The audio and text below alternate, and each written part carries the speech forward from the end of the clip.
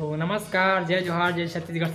संगवारी हो मोर नवे छोटे से चैनल में आप मन के झरा झरा गाड़ा गाड़ा स्वागत है। जो मैं आप मन बर ला हूँ छोटे से हास्य कविता जिसका नाम है फैशन। तो सुनो और मजा ले आओ। तब तक के लिए हंस मुखारी घस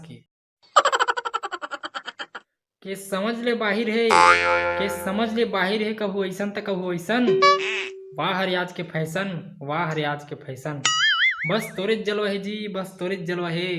अरे कुकरा सही मुड़ी से लेके ऊंट सही गोड़ तक, कुकरा सही मुड़ी से लेके ऊंट सही गोड़ तक, और आदि मानव जमाना से लेके सभ्यता के मोड़ तक बस तोरे जलवा है। अरे जीत डारे आधा नर नारी ला सबो, जीत डारे आधा नर नारी ला सबो, और पहनावा में पछाड़े भिखारी ला तको। बाहा का रची राहे फैशन है, माड़ी का रची राहे फैशन है, और उतनों में बेरहमी से टाका घलो मरा है, तब बोले कहा कि फैशन। शुक्र है सड़क के तीर के राजा मल्ला, मंदिर के भिखारी मल्ला, अपन मजबूरी के दमदरहा नाम तो मिली, ओकर चीरहा कुर्ता ला कोनो तो सिलिस, मन छाती तने चल सकथे, और चेंद्रा ला भी ओढ़ के निकल सकथे।